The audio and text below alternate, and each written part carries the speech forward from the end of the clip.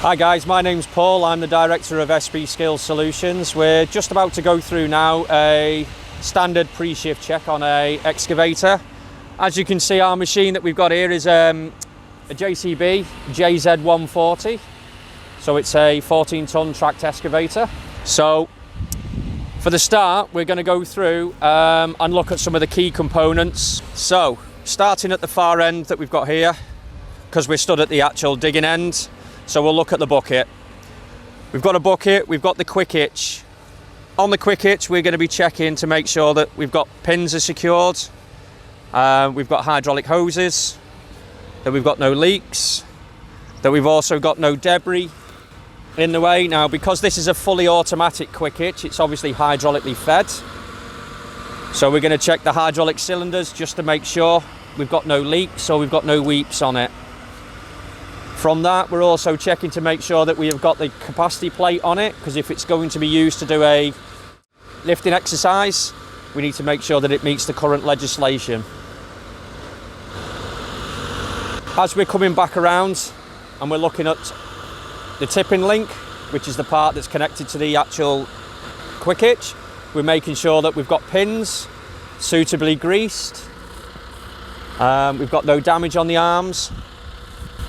And we're also making sure that it's in good working order by looking to start with, and then we'll progress on to do a functional. Okay, so the next thing we're looking at is we've obviously got the tipping link ram at the top. Again, some of the things that can go wrong on here is we're looking for any leaks around the cylinder to make sure we've got no liquid coming down. We're also checking to make sure, again, with it being high up there, that it looks as though we've got a lot of grease in there. And we're also making sure that we've also got securing pins and we've got no hydraulic leaks. Okay. So, as we progress further round, we're obviously at the front end of the machine now. So the most common things we're looking for, glass windows.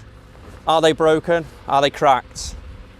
Okay, we've got lights fitted on this machine as well. So we're making sure that the lights are on, we've not got one damaged, or they're not hanging off. Again, when we start the functional checks, we'll make sure that it actually runs and that the lights will come on. Okay? So coming down onto the side part of the cab, we're checking to make sure we've got no damage. All right? And we're also making sure that because we're manufactured by JCB, we have a standard plate on the side which tells us all the relevant information relating to the actual machine, as in serial number, size, weight, manufacturer, model, and also when it was actually manufactured. On the front end, we've got the dipper, or the boom rams, shall I say. Again, we're making sure that we're greased, we've got the securing bolts in, and we make sure that we've got no physical hydraulic leaks coming from it. At the back of it, we've also got what we call check valves, or boom cylinder valves. So if we have any problems with anything, these are the low-rings that we can use if we have an issue and it locks out. Okay? So everything seems all right in there. While we're at the front here as well, we've also then got the slew ring. Now, the slew ring underneath, we're making sure visible that we can see that it's been greased. And we're also making sure there's no debris underneath it. On this side here, obviously you've got the steps going up onto the top of the machine. We're making sure that they're not damaged, they're not missing, and they're not loose. Yeah. Again, as we're coming round, physically checking for any glass windows, any booms, to make sure that we've got no leaks coming out of them, and that at the top, as you can see, that they're bolted in, securely fastened. Down onto the side, we've obviously got your tracks then. Okay, so on these, we're classed as long carriage tracks on this one, so they're actually wider and longer than is needed.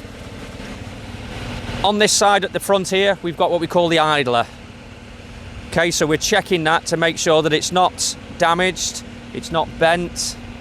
Okay, again, when we physically drive the machine, we'll get a fair idea of what it feels like when we're driving it.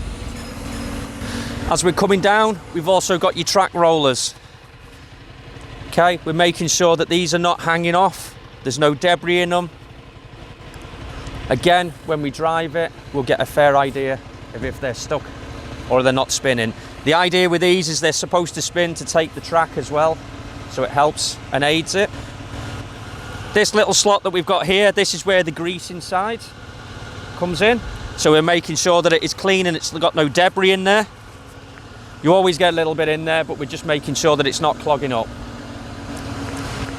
Coming back onto the back edge here, we've then got your drive sprocket, or commonly known as track sprocket, or as other people will use it, is the drive motors.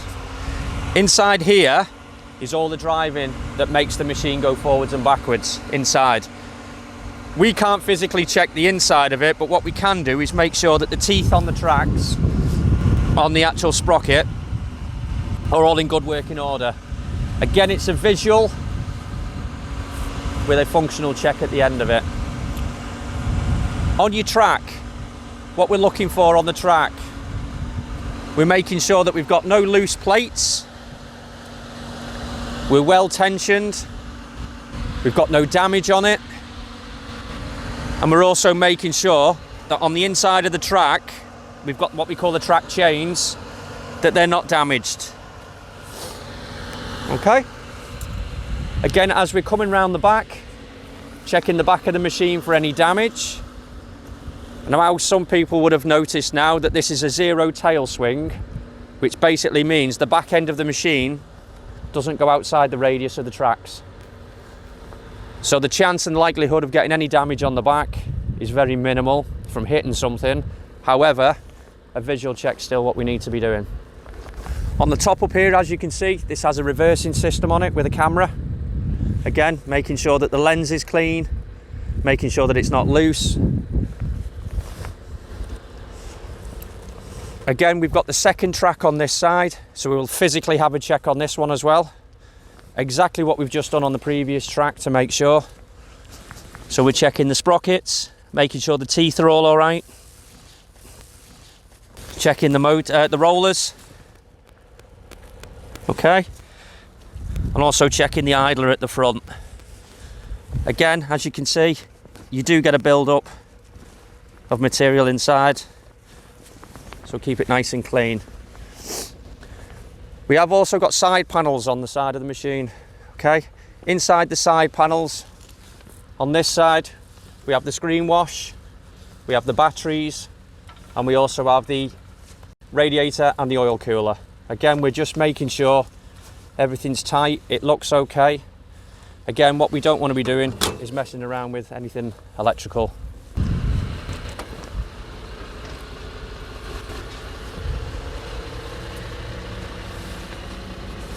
On this one in here, as you can see, okay, we've got a hydraulic check, which is on here. We've then got your diesel filter, your diesel pump, your diesel filter. We've also got the oil filter. Okay, there's quite a lot of things in here that we as an operator will not get involved too much with, apart from a visual check on it. If there is any issues or any problems with it, what we will do then is we will phone up whoever the relevant person is that you're using. Okay.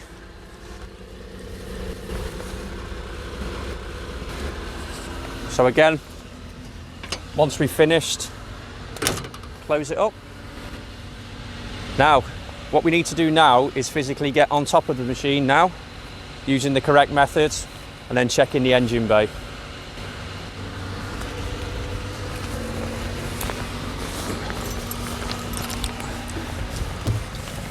Okay, so while we're up on the top now, what we're checking down here is the first place we're going to check. We're going to check the oil for the slew ring, which is in a dipstick just at the back of the engine. Okay. We've also then got an air filter, which is just underneath the engine bay, which again, we can take the cap off, we can have a look inside of it. However, we don't get involved too much with that. If we've got any issues or any problems with it, what we should do is phone up the fitters and tell them we've got an issue. On the far side at the back, we've obviously got our radiator or our expansion tank cap, which again, we're checking the level for the water, making sure that it's up to the specific lines. Okay, we've checked it, we've put the cap back on and we secure it back down. We've also got 2 lights on the back of this machine. We've got a green light and we've got an orange light. Again, we can check to make sure the physicality of it, that it's there. We'll also check the functionality of it when we turn the ignition on. Then we've got the engine bay. So we're lifting the engine bay up. Inside the engine, what we're looking for is to make sure that the dipstick that we've got, okay, that we're using, we're going to check the oil level with it. Again, it's not been started today, so the oil level should be nice and low, or it's in its settled position. Anywhere between the 2 dots on the bottom of the oil level, and we're perfectly fine. Again, on the far side, we've got the belts that are driving, so we're just making sure that they're physically on. We've also got the exhaust system and we've got the turbo. 3 points of contact when we're coming down, in reverse, holding the boom, the step. Once we've got down from the step, then come down backwards. Okay, we never come down forwards because there's a chance that we could slip and we could end up doing ourselves some serious injury on the back. Okay, so physically now going to try inside the cab now. Okay, so as the cab doors open now, one of the things that we're looking for straight away is cleanliness. Yeah, making sure we've got nothing under the pedals of the machine, making sure that it's nice and clean. Okay, the same thing again when we're getting in, handrail, and we've got a footstep at the bottom. Okay, 3 points of contact getting in. Once we're in, okay, the first thing that we're going to check, and again, it could be down to personal preferences, the first one, but the first one would be the seat belt. Okay, the seat belt locks in, the inertia works on it, put it in straight away. Okay, now, machine that we've got is key coded, so we're going to put the key in the ignition, turn it to the on position, enter the 4-digit code. Now it'll say disarmed on the dashboard, and then we'll start the machine up. Okay, so if we're starting the machine from ice cold in the morning, we're going to let it go through its pre-warm. On JCB, it has what they call an auto warm-up on it. Okay, so for the manufacturer states that you should leave the machine, let it do its auto warm-up. It gets all the oils up to the right temperatures before we start to work the machine. So in the meantime, while we're waiting for the oils to warm up, as you can see on the dashboard now, it's coming up with auto warm. I'm checking the mirrors now to make sure that mirrors from where I'm sat are not cracked, they're not loose, they're not hanging off. We've also got a mirror on the far side which is set for me. Okay, I'm also checking the structure on the inside of any glass windows above me, and I'm also checking anything behind me. So obviously we've got the glass window at the back.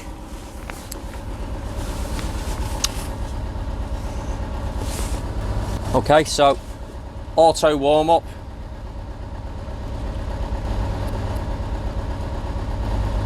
Seems to be over it now, it's letting us do it now. So on this machine, the red lever, which is the dead man, the isolator will go down on this one. However, this machine still shows that we have a locked system on it. Before I do that, I'll put on the flashing lights now, as you can see at the back. The green one on to tell me that the seat belt's on, and the orange one to tell me that we've now got the it's all ready to go. So I'm pushing the dashboard lever now. That for me now tells me that we can go. If I push that lever again now, that stops me from doing any hydraulic work. Okay, seat. Does the seat adjust forward and backwards? Yes, it does. Is it set for me? There's also adjusters in the back of the seat to adjust what you need to keep your posture. Okay. The other thing that we need to check, the horn works on the machine, so we're happy with that.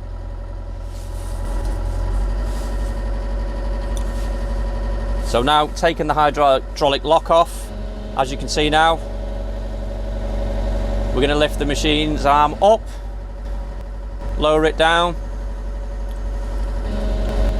We're also going to crowd the bucket up, and we're going to uncrowd the bucket as well. What I'm looking for now is I'm looking for any sounds that are not normal, any squeaking, any banging. I'm also going to push the arm out, listening again, and bringing the arm in. Anything that's out the ordinary, any squeaking, any banging, anything that sounds like we're rubbing. Okay. So the other thing is, as I noticed before, the camera on the back, we have the screen turned off at the present moment, i.e. because obviously with us doing a lot of training, we want to get the candidates used to actually using their own sensors rather than using electronic sensors at the moment. The one thing we're going to check in a minute as well is the machine for driving. As you can see, both joysticks push forwards. Again, as you can see, we would now slew round and face the direction of travel, or we'd use the camera at the back. So all we're going to do is go back just to make sure that the tracks are moving. There we go. So I'm quite happy now with that. Obviously hit the lock again now. The one thing I will check is lights. Okay. And obviously this is something you would use another person with. Do the lights look all right? Yeah. Okay. What we have got on here as well, we've got a few safety features on this machine. Obviously we've got the hydraulic lock, but we've also got the complete isolation for the machine. So if there's any problems with the machine and we needed to stop straight away, we would hit the stop button, and it obviously stops the machine as it is. Okay, so to restart, we would have to turn that off and reset back to the ignition, back to center again, and then start the machine back up again. So it is the last resort that you would use